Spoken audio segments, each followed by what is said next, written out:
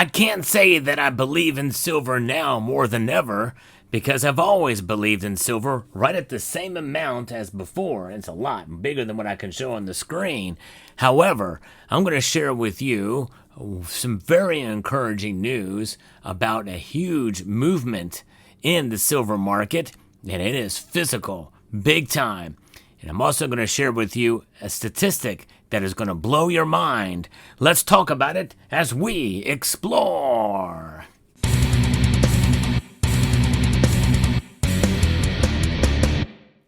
When I saw the statistic, I really couldn't believe it. Now, in order to fully research this out, you'd probably have to do a lot of data digging.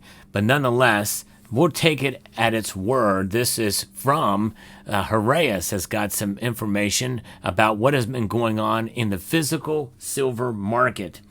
Before we get there, I want to remind you of channel sponsor Summit Metals that have a growing supply of silver products for your stacking needs.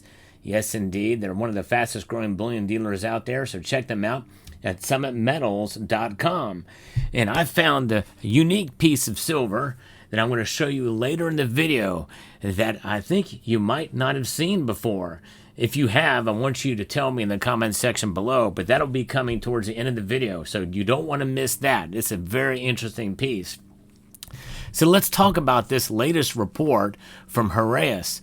This is their precious metals review, and it's just been released. And this is pretty wild to see that there is some data here that is showing that the holdings of physical silver has been not any higher than this since August of 2022, which came on the back end of that of the silver squeeze movement.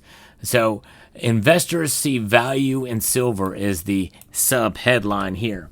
I want to break that down just for a moment, because what do you mean by that? Well, a lot of silver is traded in ETFs as ETFs. In other words, people are not buying physical silver in that world.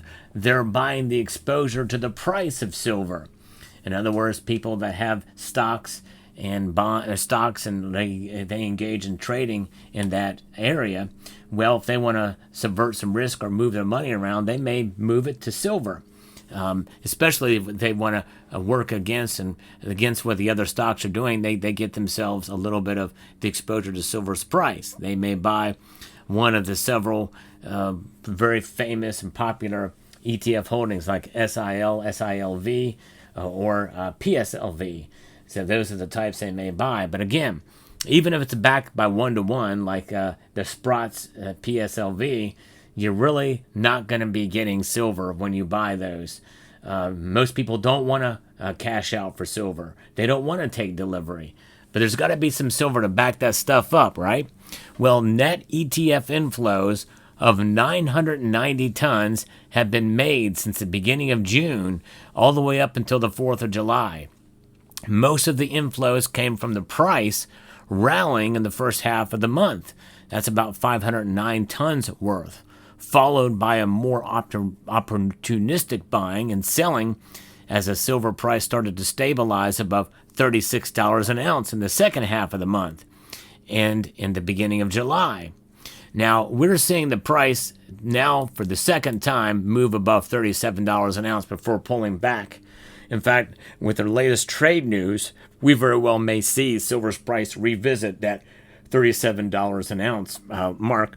And by the way, I did a poll on my live stream for the market open. I do that every Sunday night at 6 p.m. Eastern time when the Asian markets open, about whether my viewers thought that the price of silver would reach $38 an ounce or not by the end of this week.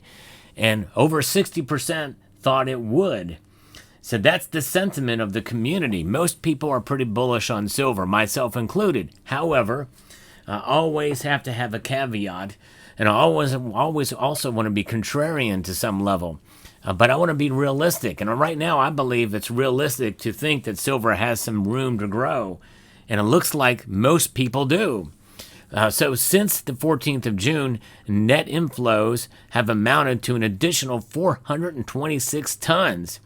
In total, this accelerated investor interest over the last month or so has accounted for more than 50% of year-to-date net inflows into silver ETFs. That's remarkable in my view. Now, I don't know how many times that's happened before, but I think this signals that we are seeing some real skin in the game in the silver market, which is a tiny market, and is usually going to be in the form of these contract-sized bars, which I have none here, obviously. And those things weigh about 72 pounds or so. And but I have smaller versions of silver here to look at in bar form. No coins, because that's not what they're buying. They're buying exposure to the price. But it's got to be backed up. There's got to be something there, and that's what these inflows are. And it's helped to propel holdings to the highest level since August of 2022. Now think about that for a moment. 2022 is a pivotal year. It was at the beginning of that year when Russia invaded Ukraine. And really, in a sense, that event really shifted the gold market in particular. But I think to some extent, silver has been benefiting more so lately in that realm, because people see value and see how silver is undervalued compared to gold, no matter the reason for gold's price going up, which is propelled mainly by central bank buying. See, central banks don't hold silver, at least not in a traditional sense. However, Russia, as I mentioned in prior videos, has started accumulating not only silver but platinum and palladium as well in its reserves. Now, is it in their central bank? I don't know. That is yet to be determined. I've not seen any indication as to whether or not it's in the central bank. However, it could be in another location to where there are reserves set in place just in case. And it's not a bad idea to have a strategic stockpile of silver, much like we had here in the United States some time ago. Silver is a critical metal, but it is not on the critical metals list. And that is something else that I've talked about as well before. The reason for that is not because the big bullion banks are saying, no, you should not put it on the critical list because that will cause the price to go up. No, it's because silver is readily available. Yes, and even though there's a deficit of it, it is not hard to obtain for the supplies that are available, whereas the other critical elements are much harder to obtain through the regular supply chain. The critical elements are a supply chain issue. They are not a situation as to whether or not it is rare in a sense or not. And silver, by the way, it is more rare because of the demand, but it is not a particularly rare metal. It has the most widely used applications. There's over 10,000 use cases for silver out there. And it seems to be growing, seemingly by the minute or day, but it's crazy. And so we have now seen this highest level since August of 2022 at more than 24,000 tons of metal. Wow. And as we saw just last week, these holdings are valued at around $28.5 billion. Now, where spot prices are, it's a little bit less than that. But silver remains historically undervalued versus gold, with the ratio trading over 90. Should the silver price continue to appreciate, ETF inflows may continue as investors betting on the ratio will revert towards the 10-year average. Here is the staggering statistics. 80.2. 80.2 is the 10-year average. Wow.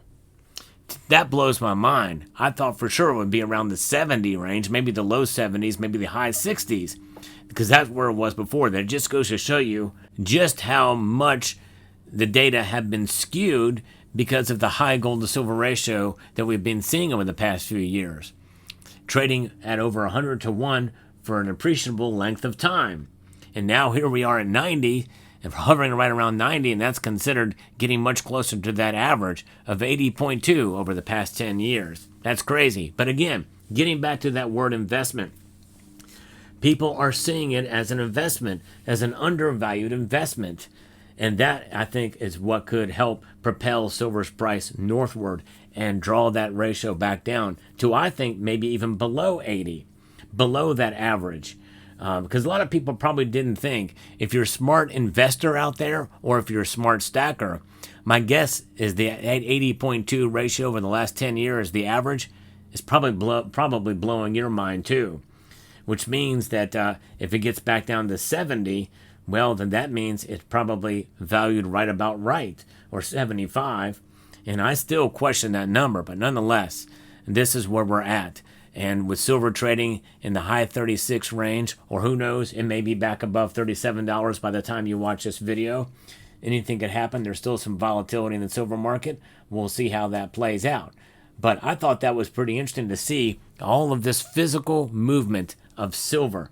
The big movement of silver in the physical market is quite encouraging to see. People are paying attention, folks.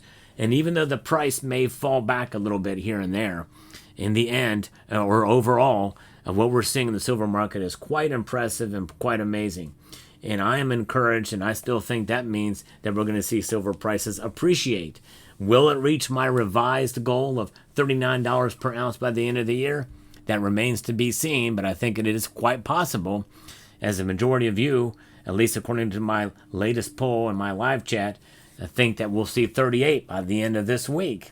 I kind of doubt it at this point, but anyways, let me show you this piece of silver I got at my local coin shop. Let me know if you've ever seen this before. It's a 3-ounce chunky. I could not resist the chunky. As a collectible, I got this thing for regular bullion price, and it is the Tree of Life. Wow, look at that thing. Antiqued, a really, really cool look here to it. And just an amazingly detailed round here struck. Expertly struck, by the way. Lucky Rips, TD Metals, 3-ounce fine silver. I'm not very familiar with this company, TD Metals, but let me know if you have heard of Lucky Rips. What this of the 4-leaf clover, each of the leaves shaped like a heart. Pretty interesting. I love the symmetry. I love the design. Love the unique antiquing on this as well too. Expertly done. Really proud to have this in my stack. I'm going to show it in some of my future videos. Just thought I'd share that with you guys. Let me know what your thoughts are about that and this video in the comment section down below. Hope you found this video informative, insightful, and educational. I'd like to extend a multitude of gratitude to each and every one of you for taking the time to watch, and to encourage you to please rate, share, comment, and subscribe.